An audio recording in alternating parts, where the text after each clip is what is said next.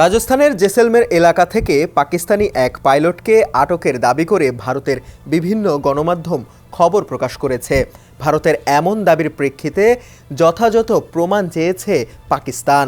বৃহস্পতিবার ভারতের সংবাদ মাধ্যমের প্রতিবেদনে বলা হয়, বিমান ধ্বংস হওয়ার আগে পাকিস্তানি এক পাইলট বের হতে যেতে সক্ষম হন। তবে ওই সময় তিনি রাজস্থানের জেসলমেরে গিয়ে পড়েন। তখন তাকে আটক করে সীমান্তরক্ষী বাহিনী বিএসএফ। এছাড়া পাকিস্তানের দুটি যুদ্ধবিমান ধ্বংসের দাবিও করেছে নয়াদিল্লি। নিজেদের পাইলট আটকের দাবি প্রত্যাখ্যান করে পাকিস্তানের তথ্যমন্ত্রী আতাউল্লাহ তারার বলেছেন, যদি ভারতের কাছে তাদের যুদ্ধবিমান ধ্বংস ও পাইলটকে আটকের খবর থাকে তাহলে যেন তারা তার প্রমাণ দেখায়। পাকিস্তানের সংবাদ মাধ্যম জিও নিউজের একটি অনুষ্ঠানে তিনি বলেন, ভারত সরকার যে দাবি করেছে আমি এটি পুরোপুরি প্রত্যাখ্যান করছি, আমি এটি 100% প্রত্যাখ্যান করছি।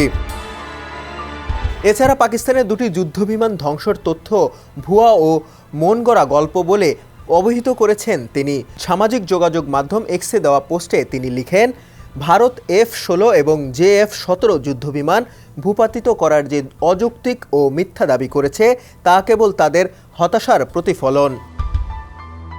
পাকিস্তানের ওপর হরফ ড্রোন হামলার ব্যর্থতার পর ভারত আতঙ্কে রয়েছে বলেও জানায় ইসলামাবাদ। তারার বলছেন, ভারত এখন সংবাদ মাধ্যমের মাধ্যমে রাজস্থান, পাঠানকোট এবং IIOGK-তে কাল্পনিক হামলার খবর দিচ্ছে।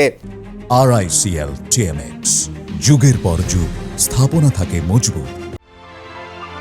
পাকিস্তানের নিরাপত্তা সূত্র জানিয়েছে, ভারত মিথ্যা দাবির মাধ্যমে পাকিস্তানের বিরুদ্ধে পরবর্তী আগ্রাসনকে ন্যায্যতা দিতে চায়।